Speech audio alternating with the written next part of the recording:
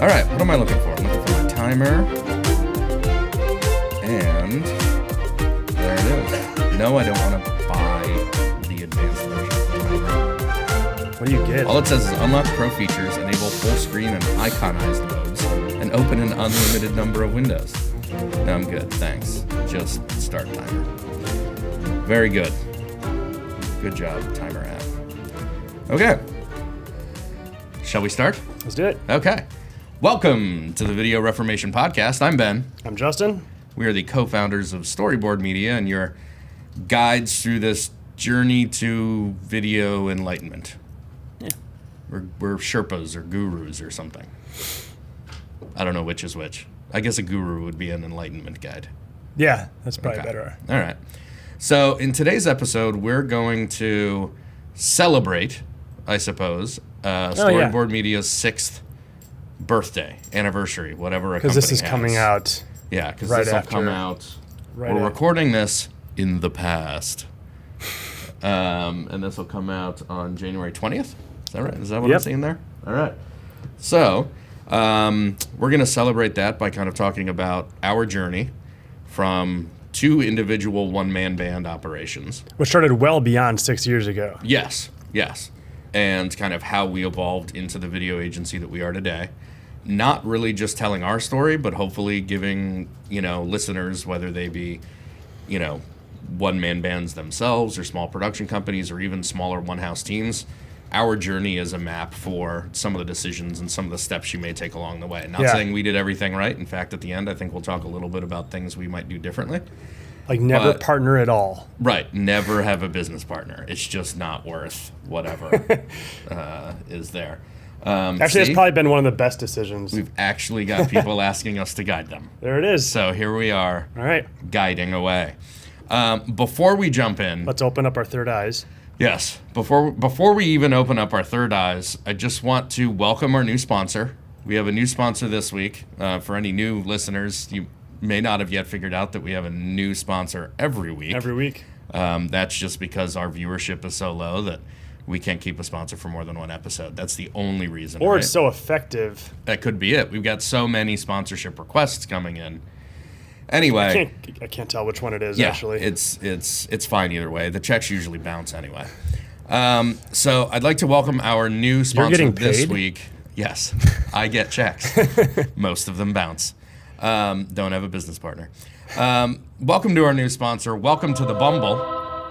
Really happy to have them along and stick around for their full ad later on. Really excited to have them. Feels like a very timely. I think they've got a cuffing season promotion going on, so it's a very timely sponsorship. Okay. I think they put a lot of thought into why they wanted to sponsor us during the winter. So, Welcome to the Bumble is our new sponsor. That sounds remarkably close to another company. Like? Bumble? No. It's called Welcome to the Bumble. Oh, okay. Yeah, it's not I called thought you were Bumble. welcoming them to our podcast. No, I have welcomed. Okay. Welcome to the Bumble. Okay. As our I'm glad new that's sponsor. clear, though, because I think everybody else that's good. Again, we don't write these pieces. These companies write these pieces, and they send us these ads. Welcome to the Bumble. Yeah, like the song. Mm-hmm. Welcome to the Bumble by Bums and Roses. Moving on. So, January 9th of 2020, we turned 6. So, happy birthday to us. But we each started well before that. So, let's talk a little bit about where we each were, because I think we both come at this from different perspectives, too. I was a completely freelance one-man band. You were actually the in-house video team. I wouldn't even call it an in-house video team. I volunteered to work a camera. And got roped in. And thus became the in-house video team. So, tell me, when was this that you started, and what did that look like for you?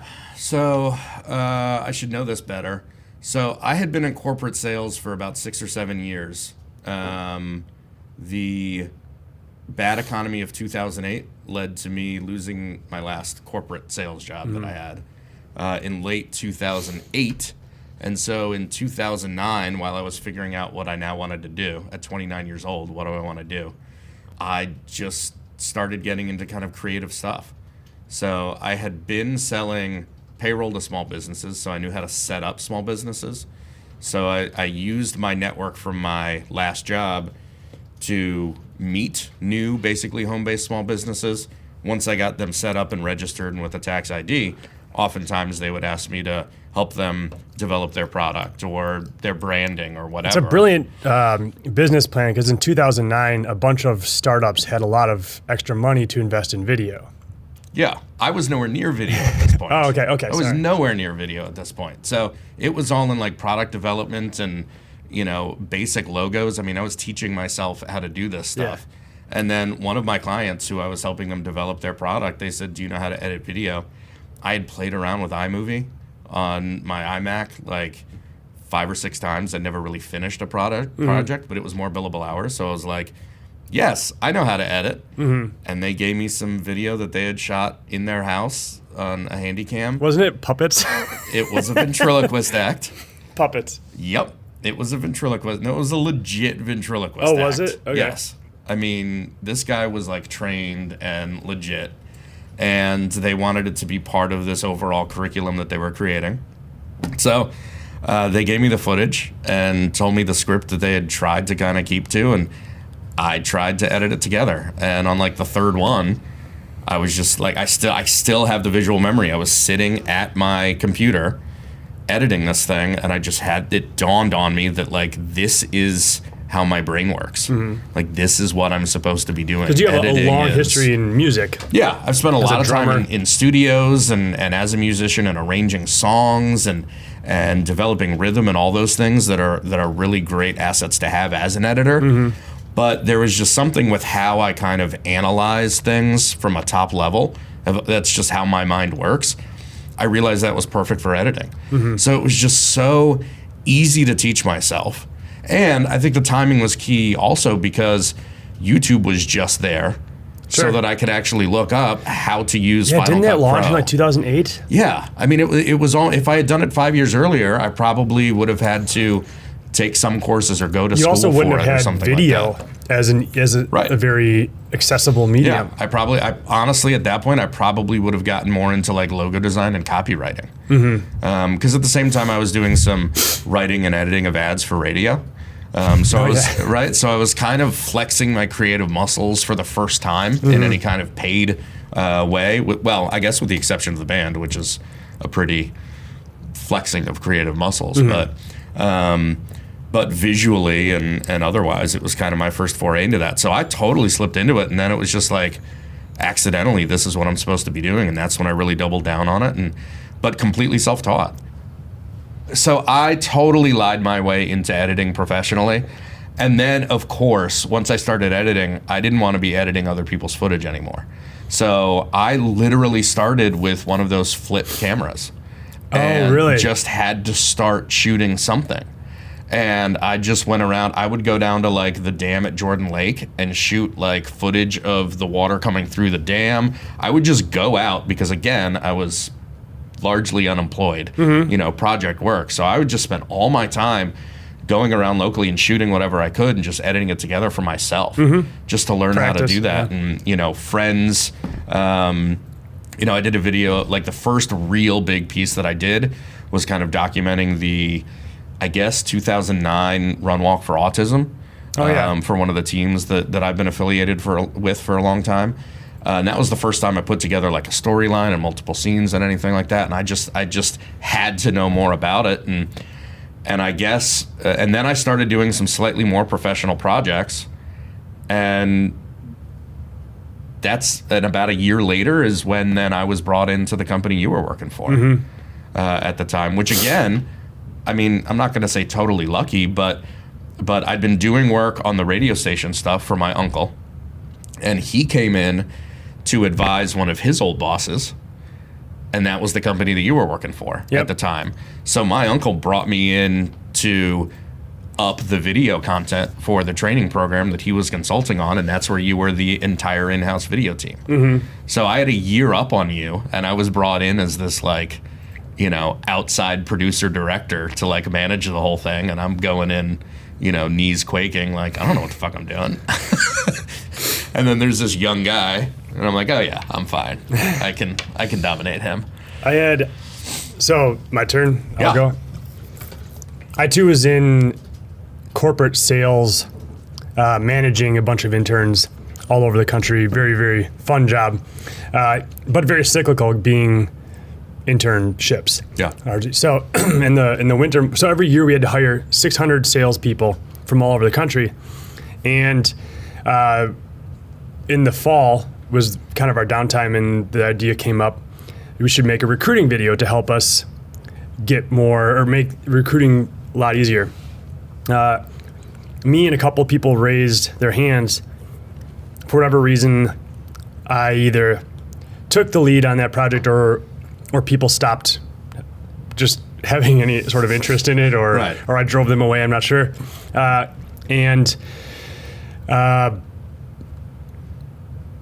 Lost where I was. You volunteered, Edit that. so did other people. You dominated them. So we put together. There was really no plan, right? I had no like script that I started with or shot list or anything. I just went to campus, started shooting stuff. Then one day we wrote a script and recorded that. After you shot a bunch of stuff. Yep. Yep. And had this pile of footage, which sucks to comb through and try and figure out what you're doing. But I had a pile of footage, a couple different versions of the VO, and we had to put this video together.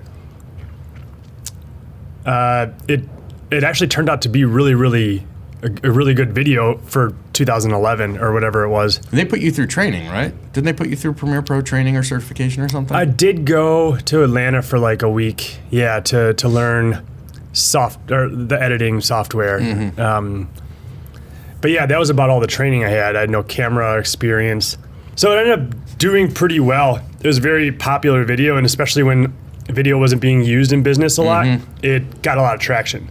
I used an RJD2 song illegally for the the music in the background, which was a great song, but also very illegal. And They YouTube usually are.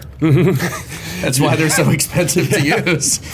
and YouTube didn't have the robots that they do now, and so they didn't kick me off, or I didn't get the company in trouble. Luckily, we took it down. That's good. I hadn't thought about that. Yeah. But luckily, we took it down a couple years later. One, because the quality wasn't as great as where it had gotten to, but two, we could have gotten sued. No. But I mean, that would have been a huge mistake. I probably wouldn't be in video still if we got sued. Well, yeah. You wouldn't have gotten sued. They would have just, taken Cease, it down, desist, whatever or it's cease called. and desist or whatever, and you would have learned your lesson. Yeah. A little bit earlier, probably. Actually, you going to the personal moment, you going to the getting the Premiere Pro certification. I was in one of the first classes of Final Cut Pro 10 Apple certification, and I had to drive out to I think it was Winston-Salem to actually take the final certification course. And because it's e-learning, I knew as soon as I was done with the test that I'd passed the test. So while I didn't get my actual certificate from Apple until like 2 weeks later, I was at that moment Apple certified professional in Final Cut Pro 10. And Apple is on a huge upswing now because the iPhone just came out. Yeah.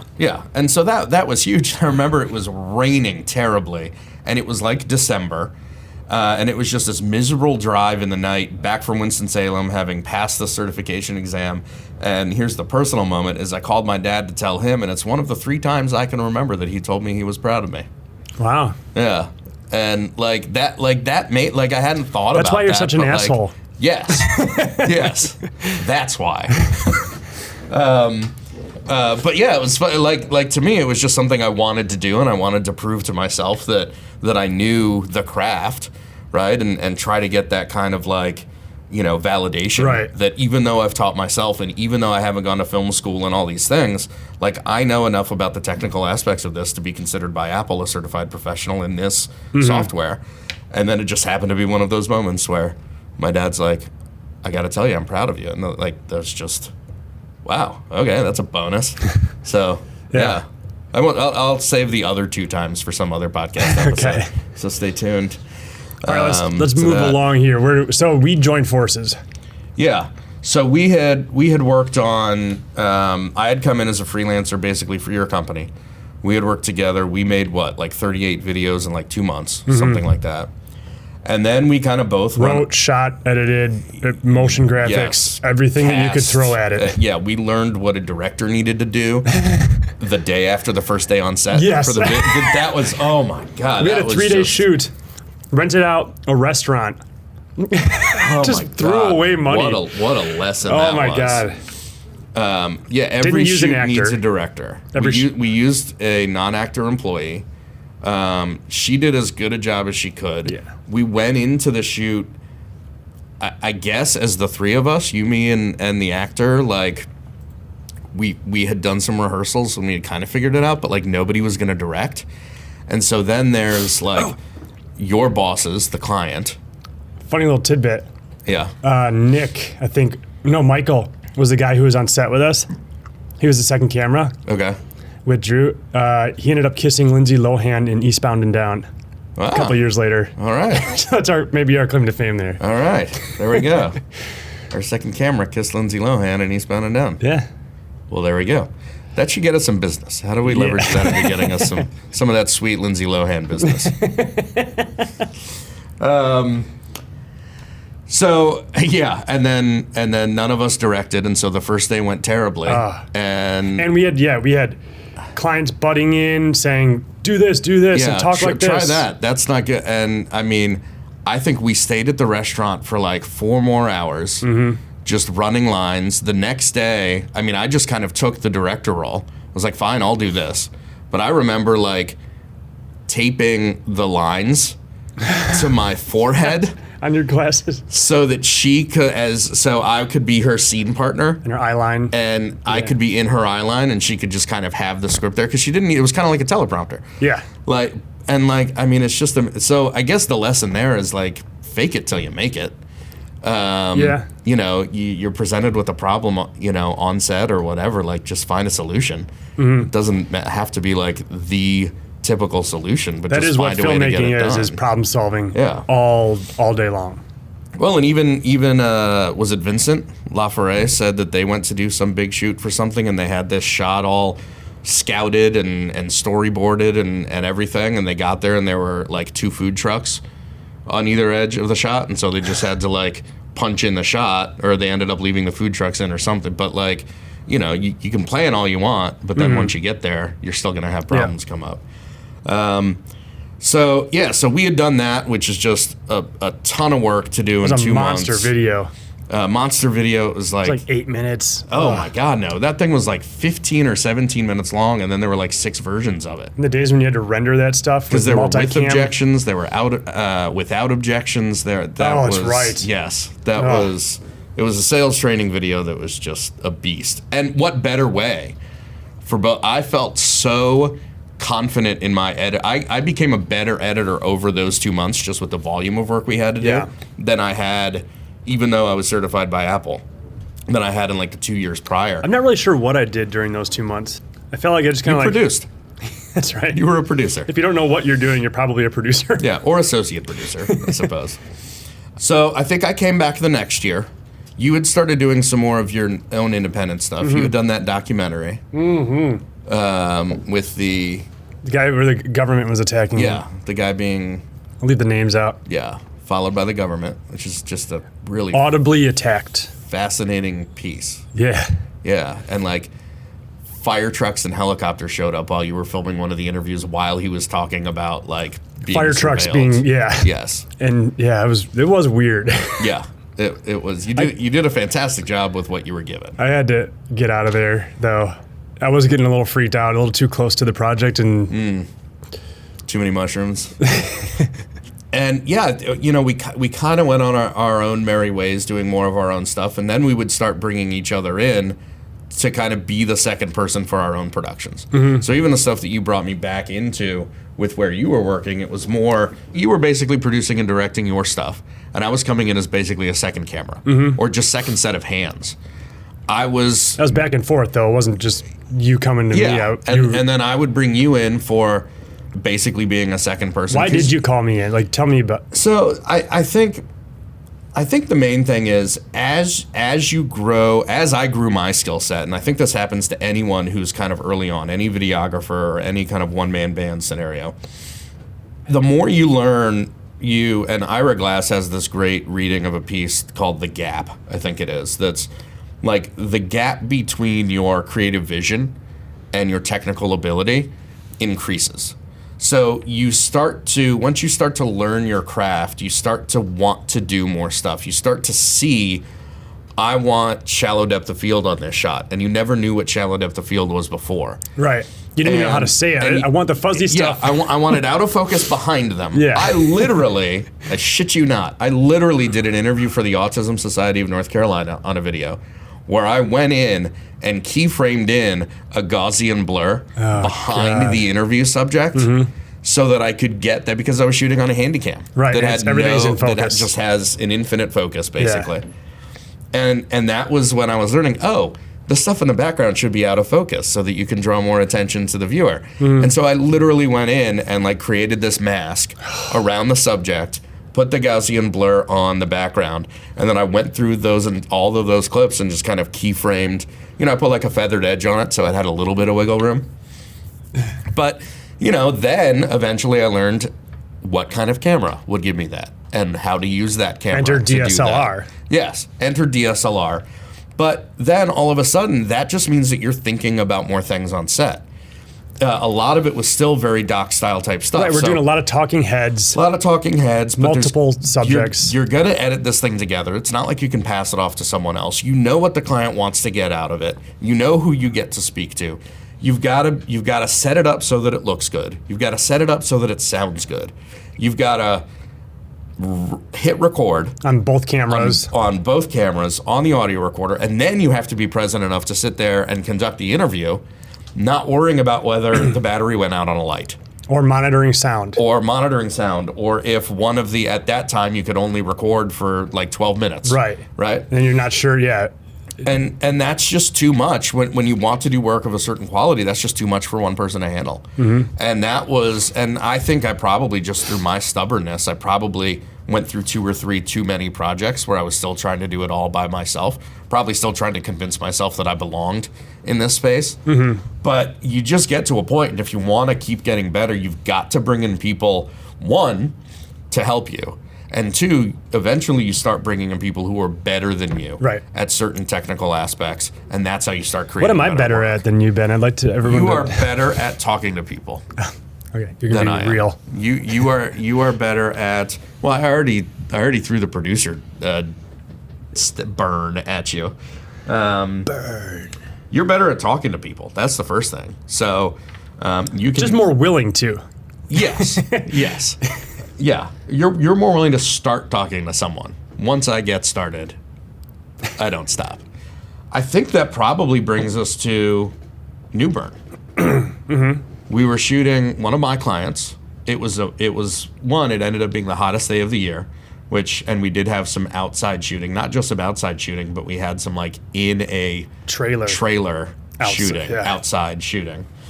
It was one of my projects. I brought you in because it was the biggest project I'd ever done. And if we were to do it today, we probably would have had a crew of 6 people. What were you charging for that shoot? I honestly don't remember. It was like $2,200 or something. It was a 1-day shoot. It was a 2.5 minute single deliverable, and I don't know, somewhere between $1,800 and $3,600. Okay. Probably. Now I'm going to want to look it up and actually go back and figure it out. But it was what seemed like a lot at the time. And, enough to pay you something. We drove in your Jeep because it had more room than whatever I had at the time. I don't think you had a car. I think by then I had a car. Okay. When we first started working together, I didn't own a car. Yeah. But, so I paid for your gas and I paid you for the day, basically. I got a speeding ticket on the way home. You did. I did not pay for that. But that drive on the way home when you got the speeding ticket was then when you asked me, you said, can I buy you dinner and pick your brain because I'm ready to leave the company and ready to go out on my own? And I believe my immediate response was, no, you may not, but you can buy me dinner and we can talk about partnering if you're interested in that. That's how I recall the story, anyway.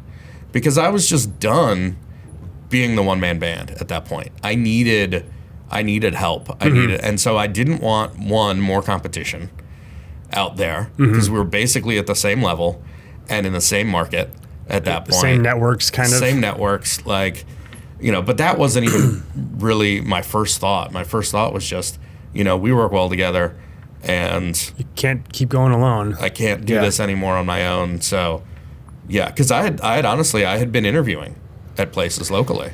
So this was 2013. Maybe like summer 2013. Yeah. And so then over the next 6 months, we started. I think this is the key. Yeah. I think if for anybody who wants to partner up with someone and start like a company, a production company, I think what we did was one of the best things that we did. Mm-hmm. We spent from July through December meeting. What was the name of that restaurant in Briar Creek? I don't remember. It was like a hot dog restaurant in Briar Creek. We ate a lot of hot dogs. And we would, just because I was in Morrisville and you were in Durham, and it was Briar Creek was kind of in between. Fire dogs? Firewurst. That's what it was. It was good. Firewurst. It was great. It's since closed down. We were there like 3 nights a week. But like we would go there 3 nights a week because you still had the job. Yep. And we spent those 6 months figuring out what we wanted to be as a company. Certainly the name of the company was a part of that. I think I was at a family reunion in Seattle when Storyboard first came up but we were... Which we still want to change the name of this company to this day. Yeah, and every time we mention it to anyone outside of this room, they're like, don't do that. That would be stupid. But I think that 6 months that we spent 3 days a week figuring out what we wanted to be. I mean, I think our first copy on our first website was something like, we're not videographers. We're crafters of stories, or something like that. Something that if you went to a website today and saw that, you'd like roll your eyes and But at that time, the word story was really becoming a big part of marketing. Yes, that was before telling stories became such a throwaway term for marketing and for businesses. But yeah, I mean, it was our corporate identity. It was the kind of clients we wanted to go after, the kind of work we wanted to do. And while we certainly had to just take what we could get at the beginning, we still always had that kind of aspirational feel for the kind of work we wanted to be doing. And what it was almost more what we didn't want to be than what we did want to be. But I think that served us well over time and kind of laid a foundation for what has been kind of our irreverent kind of approach to an almost contrarian approach to a lot of stuff ever since. So then I think we launched January. We were officially a company January 9th, 2014. Yep. Thank God we're in the 20 teens now. We're up from the 90s. Now we're in the 20 teens, only 22 minutes later. And at this point, we actually had our first client before we were a company. Yeah, we had one handed to us. Yeah, we had one handed to us because he was going to work for a bigger agency. And he had been a one-man band. He sold a successful one-man band. He sold his company. He was going to work for a local agency. And I guess just in the course of conversation, you told him what we were doing. And he's like, great, I have a project that I need to get finished. You guys want to finish it? And it was like $8,000. It was more money than either one of us had ever seen for a project. I couldn't believe it. Yeah. So we did that. We got paid like December 23rd or 29th or something, and we hadn't registered the business yet. I got paid, so I got taxed on it. You got paid, you got taxed, you cut me. We went to the bank together. You cashed it. You handed me half of it in cash. You got taxed on it, and then by January 9th, we had our LLC organized and our tax ID and all that stuff. So that's kind of what we consider our... And then I want to say around mid-January, I had left the company that I was working for. Smart move, because I think by the end of that month, or middle of that month, whatever it was, you were then fully vested in the IRA. Yeah. And so you stuck it out until like that day, and then the next day. But we needed that time like, too. Yeah, we did. But yeah, being fully vested was helpful. I had taken those, 2 weeks or whatever it was to turn my second bedroom of my apartment from a throw everything in here room into actually our first office. We started working together, and we had our first client right away. Not the one that we were talking about. Not the December one. But we did something for an apartment complex. It was our first video. It was like $4,200. Yeah. I remember sliding that across the table. Yeah, they'll never take this. Yeah, they're like, no way they're going to take. And she's like, yeah, more than I expected, but I think we have room in the budget. Yeah. And I remember like that being the best feeling. I just made $4,200. That's incredible. For something I've taught myself. Yeah. And something I found that I love doing. Yeah. Yeah. Very rewarding. Yeah. And I think it's real easy to lose that feeling. Well, I got it yesterday. I got it yesterday too, but it's been a while. Yeah. And we've actually talked about it for a couple of years. Is we don't do a very good job celebrating the wins because they just feel expected. But like, you're absolutely right. That feeling, our first closed deal was, a feeling that we should feel every time we close something or deliver something or whatever. And we don't do, and it's hard to do. We'll get like 5-figure contracts and be like, all right, let's get started. Yeah. Well, and so much of it is all the work you do up to the sale. And then you finally, and all the negotiating and everything, and you finally close the deal, and it's like you want to take a break, breathe. Yeah. Like, you won, you're done, you did it. But you're not done, you're just starting. Now I have to do the thing. And that's just, I think that's something that everybody deals with in this space, and I don't think it will go away. So one, if you're listening and you feel that kind of like, yes, we got it, oh crap, now we have to do it, you're not the only ones feeling that way. If you're just as excited to get started on the project after long negotiations and whatever, then please call us and tell us how you manufacture that feeling, because I'd love to. I mean, once we actually sit down and we build the plan, and we get past timelines and we start to, that is really exciting for every project we do. Yeah. Even the ones that are low paying or just aren't like a perfect prospect for us or whatever, when we jump in, I do get excited because the whole process of creating is really, really rewarding. So how did we distribute our workload when it was you and me? You were the foundation of this company, I think, is built on your ability to edit and my ability to talk. Your ability to sell. And you're a really good salesperson too, but I would open a lot of doors and get a lot of conversations going. Right. That I would never have. And then the dynamic that we had together in the room, which is polar opposites a lot of times. Compliments. Would work really well, and we would just come at problems, in air quotes, differently. And I think one of the first things we learned working together is the two of us would sit in a meeting. We'd hear the same words come out of a prospect's mouth, and we would interpret them differently, which was great, because then we would have to discuss, what do we really think they meant? And that was something that I had never encountered trying to sell someone on my own. Yeah.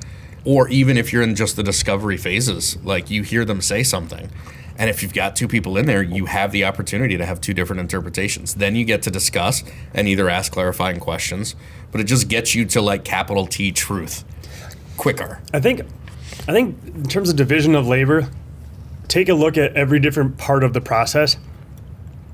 I would start it and you would finish it. Yeah. Whether it was a script, I would take a pass and you would sweeten it. I think one of the mistakes we made, I know we're kind of planning to have this section later, but I think one of the mistakes we made was, the way I remember it is that you would sell a project, right? You would identify an opportunity, close the project, and then we'd work together through pre-production and production. And then once I started editing something, you would then go selling for the next one. Yep. And so I think the fundamental flaw in that business model is go out, stop selling, get a project, stop selling while you're doing the project, finish the project, and then start selling again. But so for two people, we were at capacity though. Anytime we had a project, yes, we were at capacity pretty much. I mean, having 2 projects, 3 projects at any given time, that was impossible. Yeah. I mean, but we were working long days. I remember even in the summer, I went home when it was dark out. Yeah, and I remember the first time you actually brought it up. Like, I got to stop working so late. I was like, there's no reason, it was something like, Jen's been giving me a hard time for working so much, or, I got to spend more time with my wife, whatever it was. And, like, it had just never occurred to us to put any boundaries on our time. Yeah. And especially for me, because it's my apartment. Right. And so it's the room that I had used as a freelance editor.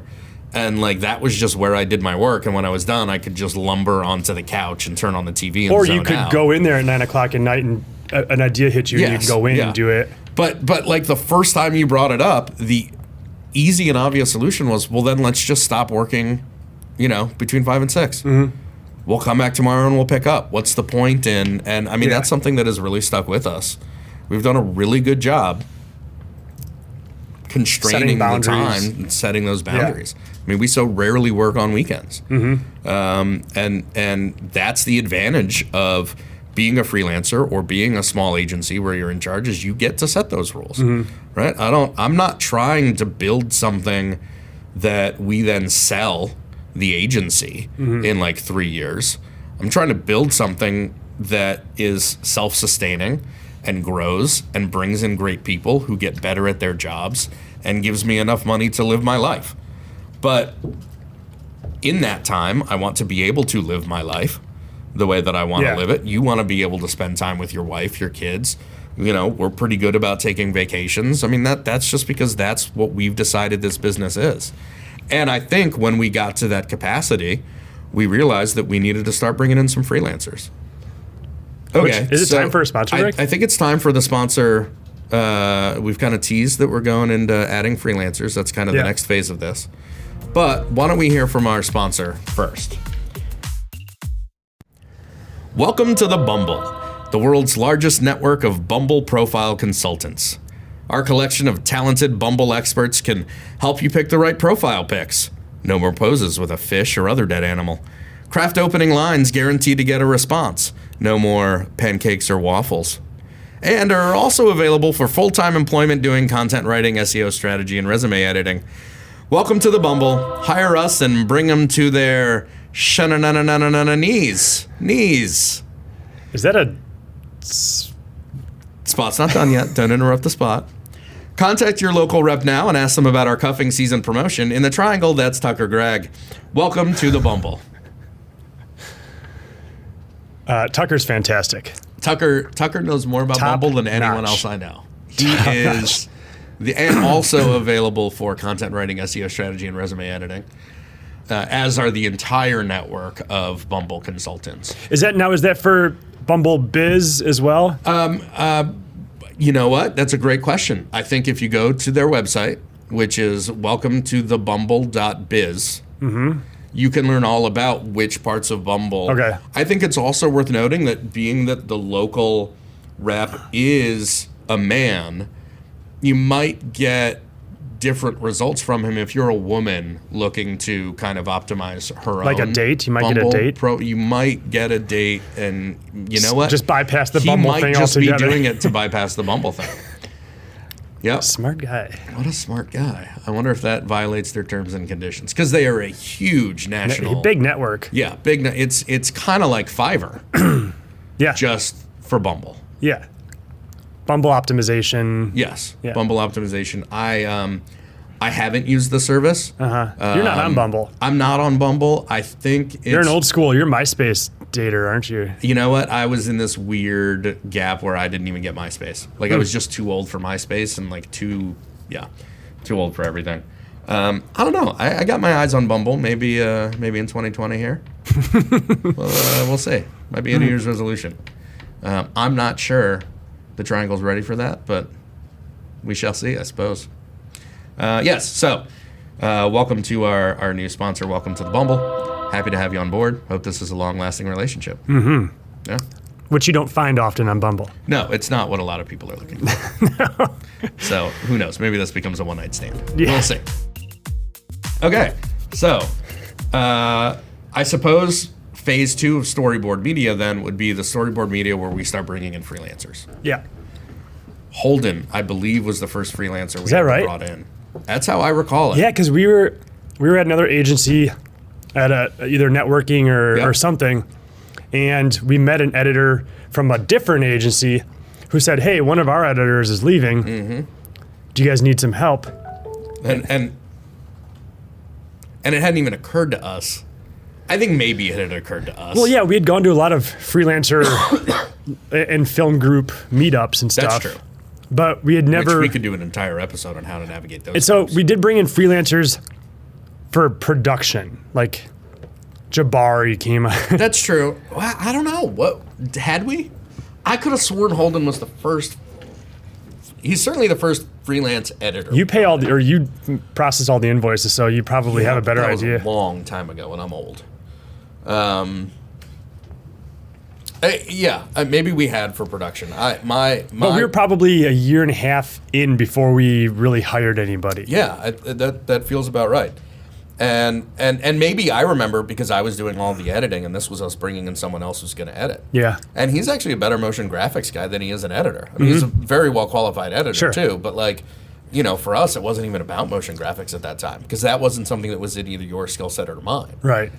And that's why I think that relationship was so great, is because he not only took some of the stuff where we were exceeding capacity and took some of that editing work away, he also opened us up to now we've got the skill set within our organization to do motion graphics. And that's one of the benefits of working, collaborating, is now so we never positioned ourselves as freelancers once the business was started. Right.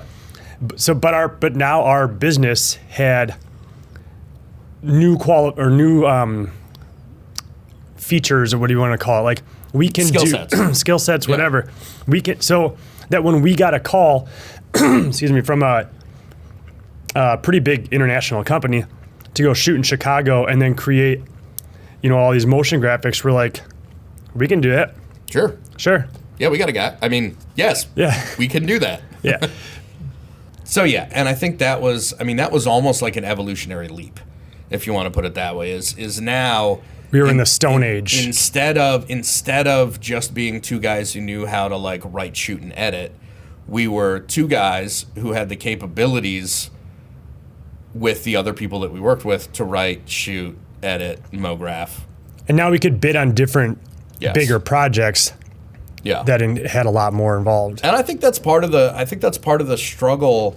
To me, that lines up with, how do we, and I think we still struggle with this sometimes, how do we, because we started it and because we are essentially the faces of this company, how do we separate out what Storyboard Media is from who Justin and Ben are? Mm-hmm. Because we are the sum of, we're greater than the sum of you, me, Anthony, David, and all the people we work with. 40 plus freelancers that we work with through strategy, writing, on set, post, editing, motion graphics, audio, whatever. We are greater than even the sum of those parts, but that's what Storyboard Media is. And because it just started with the two of us, sometimes it is hard to, I think they're kind of the two sides of the same coin. It's hard to separate Storyboard Media from Justin and Ben, but it's also Storyboard Media is what it is because of all the other very talented people. And this is not just blowing smoke up their asses. Some of them aren't that talented, but they can just... but, sometimes it's a capacity thing. Yeah. And so you find someone who's, good enough to meet a standard that the Storyboard name goes on, and they don't necessarily need to be better than you at certain things, but they are certainly talented enough to meet that standard that you and I then put on it to stamp the Storyboard. Well, we still haven't found a freelancer who can do what you can do in terms of finishing a project. Well, that's true. You know what I'm saying? But we find people to help us out to get to that point. Yes. And we do really good work still because of that. Yeah. And I think that's for I don't know if we want to tag these moments to apply for yourself, but if you're listening and you do work by yourself a lot, or if you have if it is just a Justin and Ben kind of situation, there's just two of you, my God, like just start introducing yourself to freelancers. It will open up so many opportunities and just open up your thinking about what your capabilities are. And that's how this whole industry works. I mean, I don't think any client really has the expectation that like everybody who's working on a project is a full-time employee of your company. Yeah. I mean, this entire industry works on independent contractor relationships, even all the way up to the Hollywood level, right? Very few of these people are employed. I think it's most analogous to construction, like home construction, maybe not, commercial real estate or anything, but my dad was a general contractor, and so he was the producer.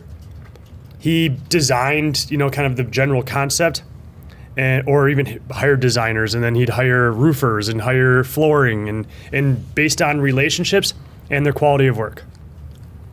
Yeah. That's how he decided to hire people. And I think that's largely how we do it, too. Right.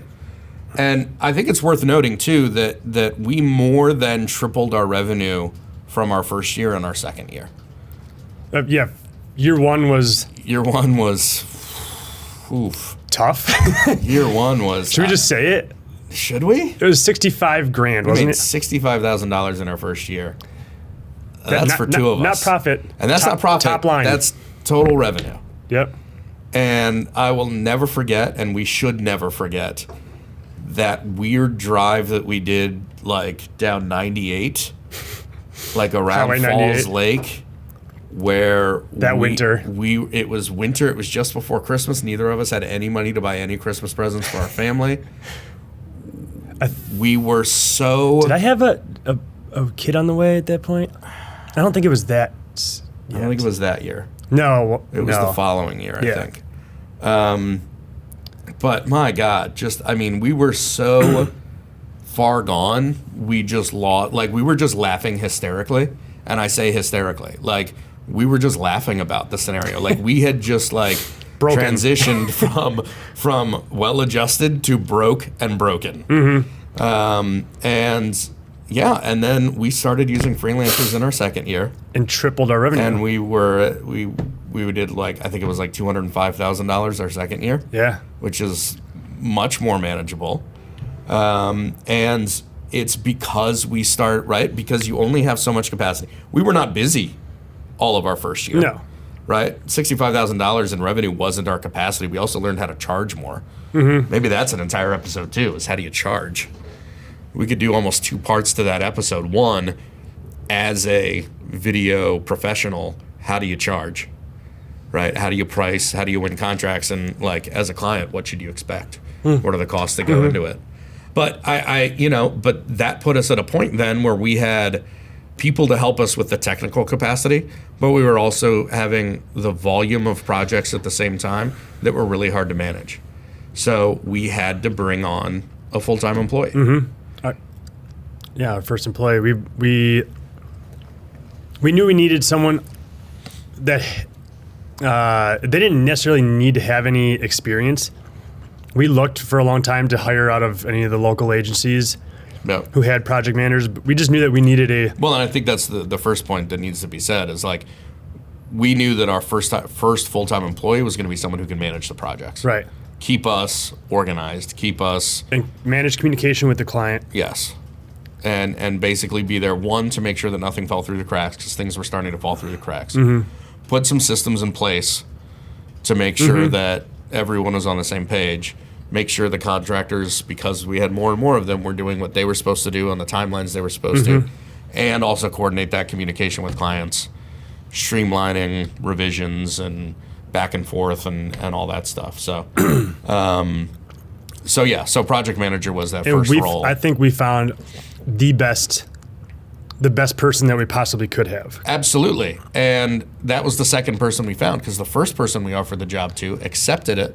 Oh, yeah, that was Boeheim's niece or something, wasn't it? No. Oh. This was, and I don't know that I wanted to use names here, but this was someone who had been helping us on set with some camera work and some light editing, and was working at a small production company part-time, and we offered her a full-time job as our project manager. We offered her the job in person. We sent her an offer letter. Was I there? Yes. She accepted. And then when she went to go give her notice, they gave her a sweet deal, and then she called back and declined the job. That's right. Who was that? Someone's friend. I'm sure it was. We were working out of the Frontier. Mm-hmm. And someone who worked in and around the Frontier had a friend. You have no recollection of this at all? I remember the story. I remember how that played out. I can't remember who it was. She now has her own production company. I don't even remember her last name now. I just remember her Instagram handle. She has her own. Oh, that's right. That's right. You saw it? You got it? Yeah. Yeah. That's right. But she was a production person. She was a production person, but she was a smart person. She was organized. She, great energy. I mean, those early hiring decisions are so much about fit. Can you work together? Who's someone that we want to sit at? And at that point, working out of the Frontier, it was who do we want to be sitting around the table with day in and day out. Yeah. And she seemed to fit that. But I think going back to your point, you're absolutely right. We lucked out because then we had to post the position. And from his cover letter, I mean, he basically had us. But, I mean, Hamed was the absolute perfect choice for us at that time. What do we look for? Talk about what we look for in an employee. Well, like we've talked about, I think it's someone who's better than us at whatever it is we want them to do. Mm-hmm. It's someone who is probably pretty well organized. In terms of organization, at least organized in their thoughts. And the best way that we know how to kind of test that is with writing. Mm-hmm. We always, and this comes from Jason Fried and David Hannemeyer Hansen and Rework, always hire the better writer. Someone who knows how to write well, someone who can write well, knows how to organize their thoughts well.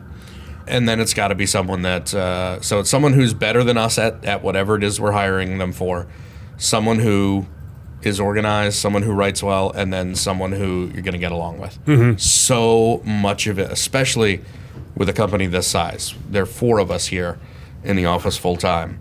And I think it extends to freelancers too. You've got to like working with the people that, and maybe there are parts about the person that you don't like, and that's fine. Sure. You don't have a social relationship with them.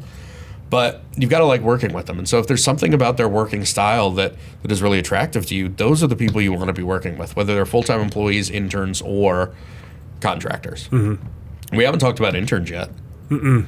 We had several interns. We haven't in a while.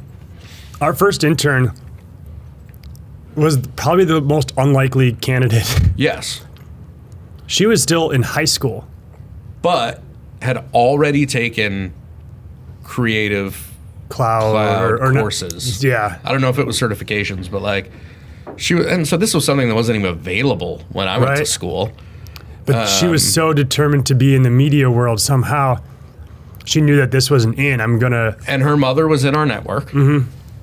And she said, you guys need to hire my daughter as an intern. And we're like, okay, fine. Mm-hmm. And she came in an interview. She like left school. She's like scraggly little like elbows and knees kind of girl. Yeah. And she comes in and she just wowed us. She could hang with us, which was like surprising. That was such a big thing. And she got real comfortable real fast with just how she could. I mean, one of the greatest things that she did is when we would get off topic, which never happens anymore. Not anymore. When we would get off topic, she would just guys, twice, and that just became like a Pavlovian response, and she would shake us out of whatever bullshit we were talking about, and but she was great. She was really well talented. I do think that we probably overutilized her because she was the first person that we had like working in our office. Yeah, air quotes around office because we were in co-working at that time. We probably used her more as like an employee than an intern. There was very little training going on. Right. And I think that's something about an internship that a lot of new companies get wrong is interns aren't free labor or cheap labor. Right. You need to commit just as much time to growing them and training them and working with them as they need, really. And so interns are really supposed to benefit the intern more than the company that's bringing them on. And I think we got better with that later on.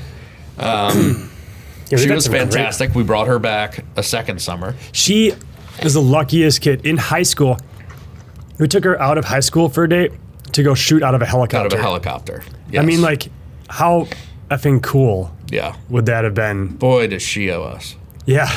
So waiting. I think she has like, she works in Hollywood or something now. She's in LA. She's working for a large podcast. Yeah, network. Network. Oh. Maybe that's how she can pay us back. Oh, yeah. Maybe we make sure she's listening to our little podcast here. Hey, know anybody? Gosh, she was amazing, right? She was the best intern / employee / contractor we ever had. Whew, man, just wouldn't be where we were without her. Yeah, we'll send her this episode. And then I think our internship program evolved. Yeah, we did pursue an internship program. We did, and you know, we learned a lot with the first go around with her. We brought her back her second summer, so her first summer out of college. We brought her back, and she had a buddy. They didn't know each other. No, but they both went to UNC. Yep. And at that point, we had figured out that we wanted to give them a project, give our interns a project. Something to give them the opportunity to learn. So essentially what we did was they would, whether they were in pairs or whether they were, you know, individual interns, because we had both. Basically, the internship for a semester, one, it was fixed. I think one of the mistakes we made with our first intern was that it was open-ended. And once she went off to college, it was, and we should have seen this coming, there was a real struggle to balance her new at college. Even though she was local, it was hard to balance that. And we should have just said, this is for the summer. And as soon as the summer is over, you go do college. And if you want to come back next summer, come back. So I think everyone after that was very much time bound. And what we did was we gave them a project, and their job was to come up with an idea for their project. Like pitch it to us like we were clients. We I think always had questions and vetted that and forced them to go back and kind of revise their pitch. We gave them a minimal budget. And then we basically said, now go make this thing. We are here to answer every question that you have. And give you resources. Yep, and give you whatever resources you need. Camera equipment will be on set for you. New ID, you can use our gear, you can use our labor, you know, and use our experience. And, you know, there were some times where they would go and they would disappear into that little office we had, like a little cave, and go work for 3 days straight and we wouldn't see them. And then there were other times where they would be sitting at the table with us, and every time something came up, they would just, you know, throw a question our way. But I think those worked very well. Yeah. The exchange was they also worked on our projects. Yeah. Minimally, but they did. Yeah. And they were there to give us a hand when we needed a hand. They were there on set with us to gain that experience, but we wanted to give them the resources that they probably wouldn't have otherwise to create something, because all of the interns that were applying for us were production based until our last intern, and she was actually quite a refreshing. She's like an operations kind of. Yeah, she said I want to get into like project management and like production, like producing, not like being on set. Is that okay? And we're like, whoa, hold on, that's interesting. And so we haven't gotten an internship request in a long time. No, we haven't. Well, we've gotten some, but I just ignore them at this point. That's not nice. Well, I mean, we don't really have I'm not really interested in interns right now. We don't have an internship program at the moment. We're in an interesting in between where we'll get to that. We're big enough that, you know, we could, but we're small enough that it would still be, you still gotta give them a lot of resources, and we're just so capped on capacity. So, you know, we'll get a little bit bigger, and then we'll be freer to have interns again at some point. So it started with the two of us. We brought in some freelancers. Moved out of your apartment. Moved out of, and I think that's a big thing too, is if you're working from home, you really got to be careful about who you have coming to your home office. Just there needs to be an overabundance of caution there. So not that we were still working in my apartment at the time, but if we had been working in my apartment, we would never have hired a 17-year-old female intern. Because, you just got to be smart about that kind of stuff. Yeah. So we had moved to co-working space at that time, and that was a safe space. And then we started bringing on full-time employees. I think what's interesting with our full-time employees, too, is we had Hamed for quite a while, and he was the perfect project manager for us, / account manager. And when he got a better job and decided to move on. It wasn't just like that, to be quite fair. He was our project manager. And for about 2 months, we didn't have a project, an active project. Well, that's true. And so he wisely thought, I'm a project manager without any projects to manage. I should look for another job. Yeah. And we had never even once to each other or to ourselves said, we need to get rid of him. We were keeping him on no matter what. We would have, financed some part of the company or something, because we knew that as soon as we had our next project and they started rolling in, we would need him there. But then and that was a seasonal time in our business that we now know is seasonal. Yeah. But that was only like the second year that we had not gotten that business in like late winter, early spring. So now we know every December, January, February is kind of a lean time for us because we've gone through it 5 years.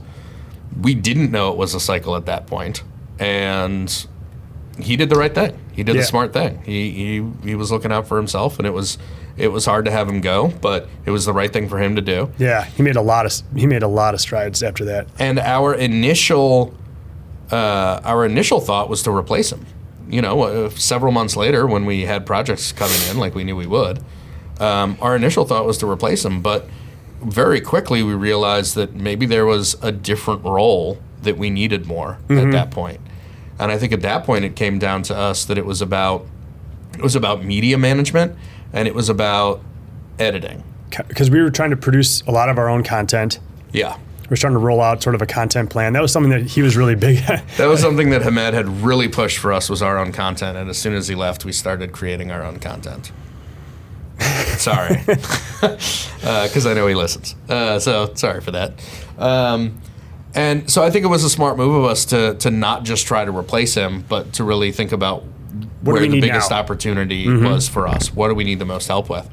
And we interviewed 2 of our freelancers to kind of fill that role. And while we love both of them, one of them, through the interviews was really much more of what we needed than the other one was. As much as we would love working with either one of them, it was very clear. We scheduled the interviews back to back. And of course, the first one went over, and so the second guy showed up while the first guy was still here. So maybe don't do that when you're scheduling interviews. But it's funny, I'm forgetting who we didn't hire again. Again, if you don't end up working with us, Justin just forgets about you immediately. It was Joe. Oh, yeah. Yeah. Oh, and that wouldn't have worked out. That would have been really interesting given visa stories. So we hired Anthony part-time.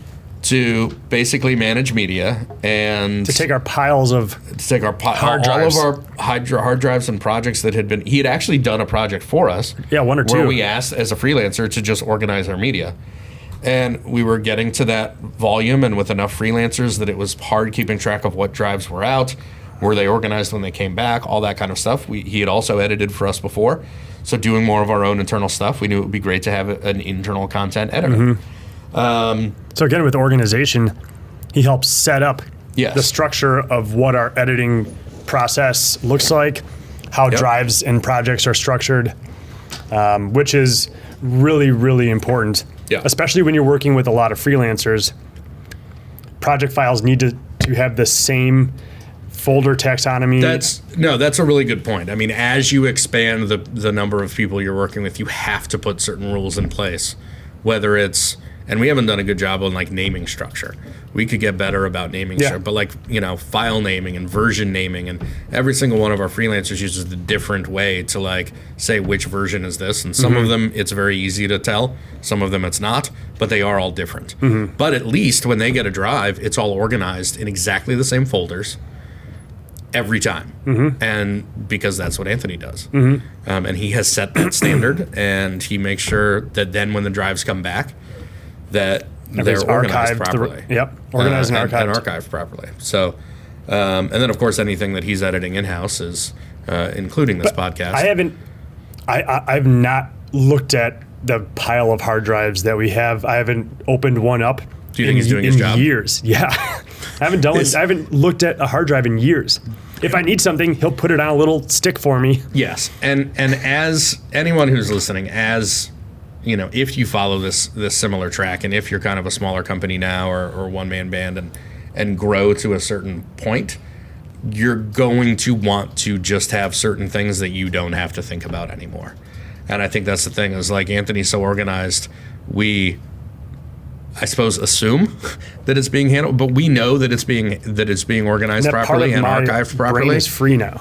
And neither one of us have to spend any time thinking about that. Yep. And we also know that if a client calls and says, hey, can you pull up this whatever, we want to do a refresh to it. We have it. We've got it. We know exactly where, or he knows exactly where. Yeah, he knows exactly where it is. If you were sick or on vacation or something, I don't know what we would do. I guess we'd just have to wait for him to get back.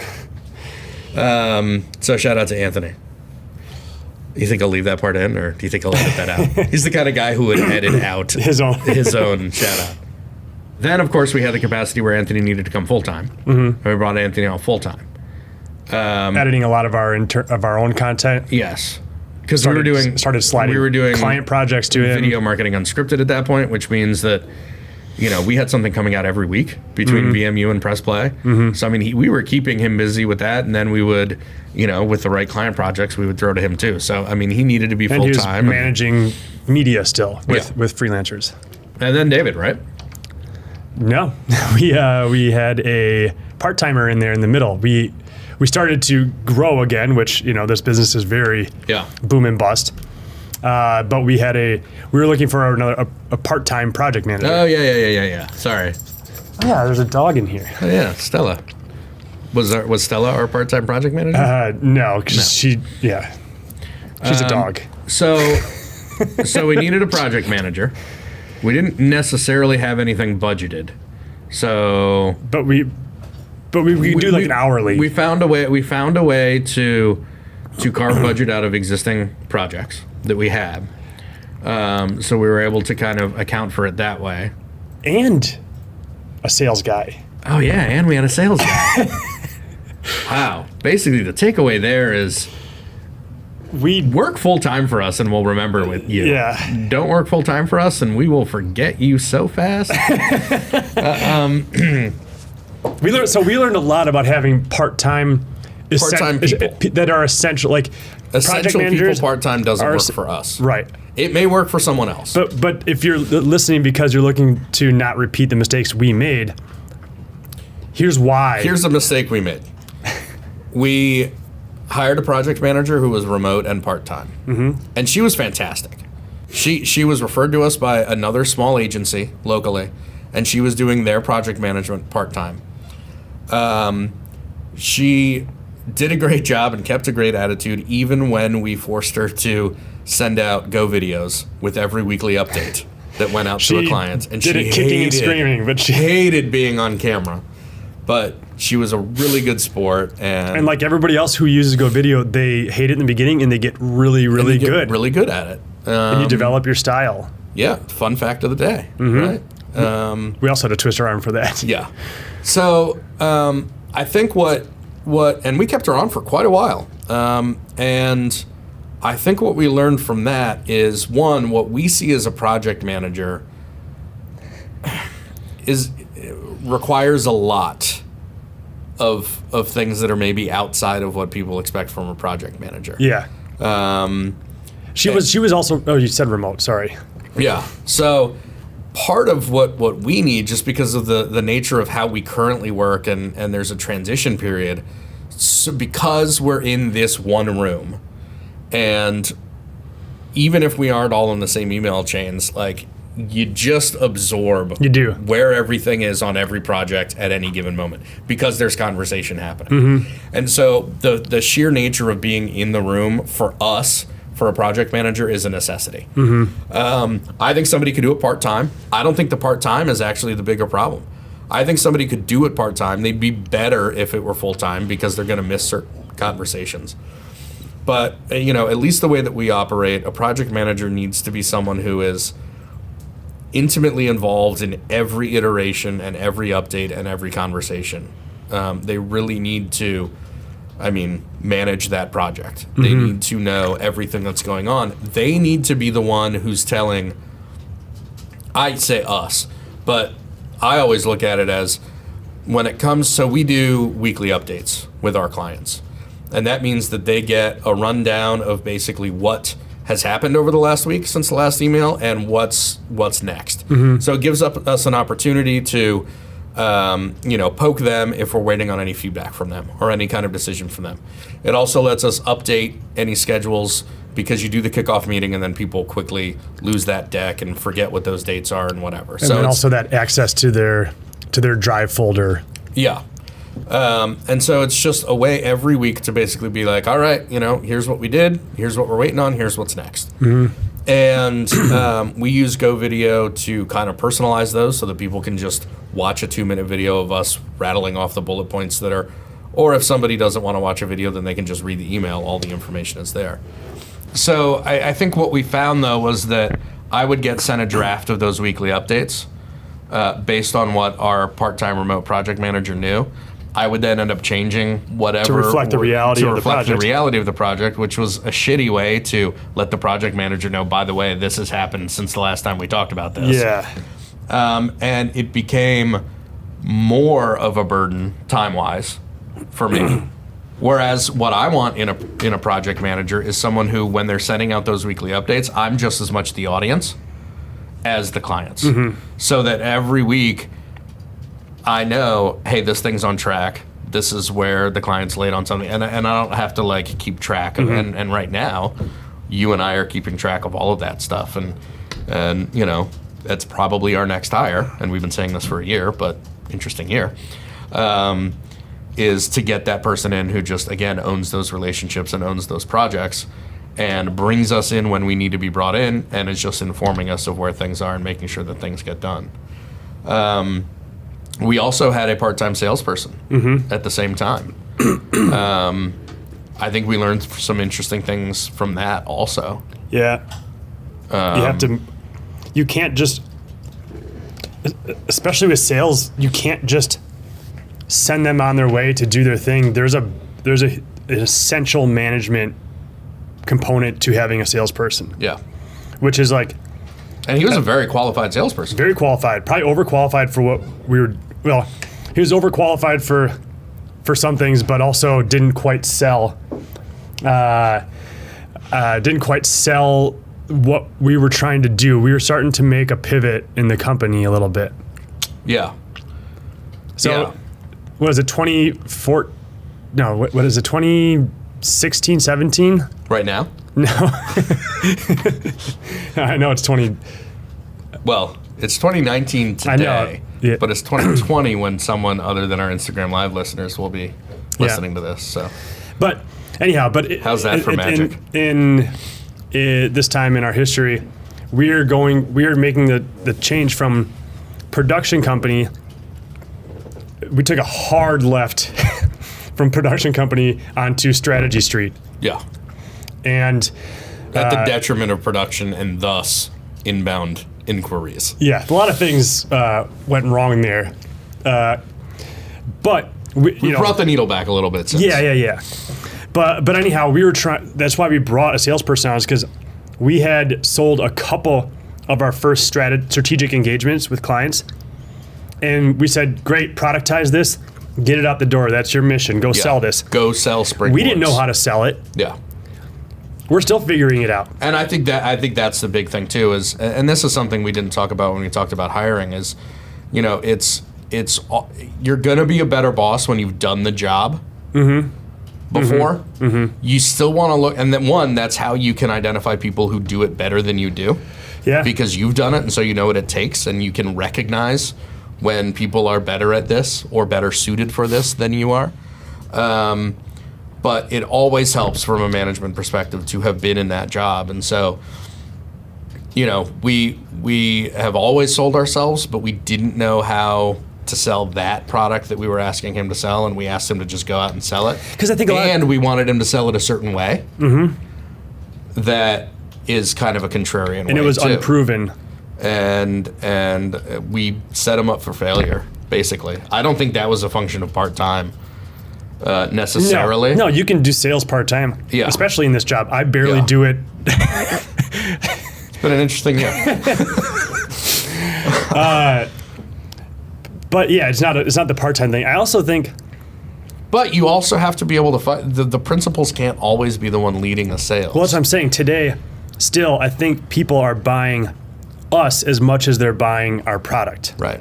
And so we've got to be able to make that...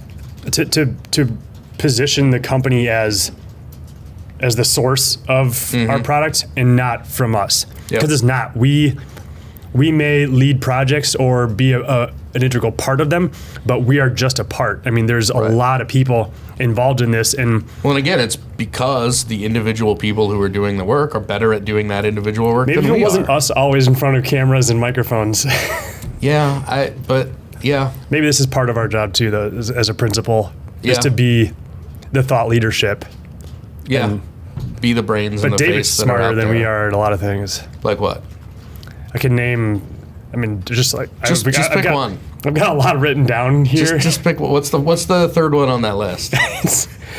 Better at dressing. That's true. Yeah. Himself. No, that's good. I wouldn't put that first or second. That'd be insulting. But the fact that you put it third, I think that's a key point. He's also got the best hair in the office. Yes. But I wouldn't put that before like fifth or sixth. Yeah. Because the other three of us basically have these large, pockets of hairlessness. Missing, yeah. And David's just got a great head of hair. Fantastic head of hair. He also gets his hair cut every week and a half or something. It just looks amazing. I think it just feels that way because all the rest of us go to the same barber. And so it's not just him going, it's all of us going. He always looks fresh. We should set appointments together, back to back. I might start going to Jonica. There you go. Okay.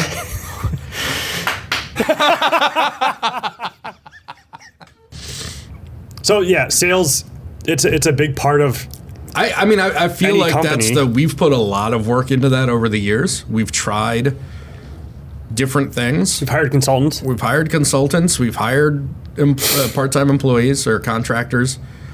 We still haven't figured it out. So hopefully when we do this episode next year and we're celebrating our 7th, maybe we've got something better to say about how we figured out how to take an agency like this and sell it properly and put the right faces out there and put the right people out there doing the right things. And you and I have time on the calendar just to figure out how to bring me in properly. Yeah. So it's been a while since you've been involved in a sales conversation, really. Is he going to get more pairs? I don't know what he's doing, but this is the third time he's gone in and out of that door. Probably because I dropped his name in our sponsor's ad, which, speaking of our sponsor, I'd like to thank our sponsor. Welcome to the Bumble, the world's largest network of Bumble profile consultants. Our collection of talented Bumble experts can help you pick the right profile pics. No more poses with a fish or other dead animal. Craft opening lines guaranteed to get a response. No more pancakes or waffles. And are also available for full-time employment doing content writing, SEO strategy, and resume editing. I feel like that's kind of a jab at David there, unfortunately. Welcome to the Bumble. Hire us and bring them to their knees. Contact your local rep now and ask about our cuffing season promotion. In the triangle, that's Tucker Gregg. Welcome to the Bumble. That impression was so on point that YouTube might pull us down for using the Guns N' Roses. The actual Guns N' Roses song. Yeah. Thank you. Be careful. Yeah. And it doesn't say sing this line. I was moved by the spirit on the second read through to kind of do the singing version. Can you just say it just to see what it sounds like? Sure. Welcome to Bumble. hire us and bring them to their knees. I like it that way. Yeah. We can do both. That's fine. We have both. So yeah, that was the last 20 years of my life that we talked about. I think I said a couple of things in there. The 8 years that we've known each other. Is that about right? 11. Yeah. Yeah. 8 years. The 8 years that we worked together. The 6 years of Storyboard Media. It's been a wonderful 8 years. Come on, Do you want me to put my hand on your hand right now? Yeah. Is that what this is? There it is. Your hands are cold. Yeah, I like it. Yikes. Yeah. So a lot of stuff in there. Hopefully it doesn't come off as like just about us telling our story. I think there was enough in there that people can kind of pick out the lessons that pick out the matter lessons to them. and be like, all right, well, maybe I won't do that, or great, I'm not the only one who feels that way or thinks that way. Yeah, I mean, if you particularly like this episode, I'd love to hear that was interesting and why. We haven't received any feedback on our podcast. We received some, just not through the feedback through the podcast channels. Yeah, I get a decent amount of texts from a few key people,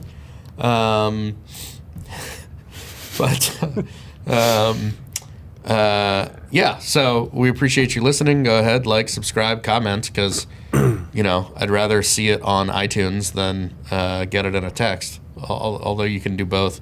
We're doing these on Instagram Live now, so if you like, check us out at either 10 o'clock or 11 o'clock on either Tuesday, Wednesday, or Thursday. Usually it's supposed to be 11 o'clock on Tuesdays, but oftentimes that doesn't happen. Just always be watching Instagram and hop on and give us a watch. So you can see and hear all the pieces that get edited out from the final podcast, like that heartwarming hand touch that just happened. Although I'm guessing Anthony leaves that in. Yeah. Yeah. I think my beard might have brushed against the my beard I definitely chinned this shotgun mic while I was leaning in to touch your hand. So, all right. Well, that is episode 19? Yeah. That's episode 19. Now it's time for some outro banter, I suppose. Right.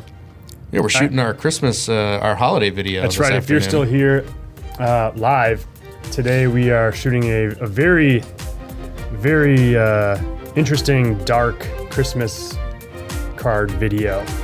We're being told to wrap it up. Oh, okay. Apparently. Well, I guess we're done then. I suppose we're done. All right. Thank you. I suppose you could just stop watching, but apparently you can put in a comment and direct that it's time for us to shut up.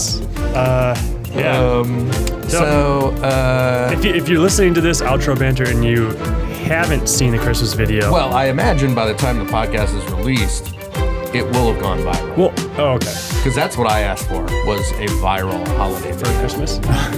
Yes, right. Yeah. I've been assured this will be a viral video. It will be. Yeah. Okay, good. Sorry, I'm just trying to pretend to be a client. That's all I know about clients. They ask for viral videos. You should be more involved in the sales process. Or less. All right, well, I imagine... it's dropping... we have a question here. Let's open it up. All right, I live it over. You know what? The Instagram Live questions are a great way for Anthony just to fade us out here. That's a good point. When's it drop? It's supposed to drop mid next week. We're shooting it tonight. There's a kid in it. And two little twin girls.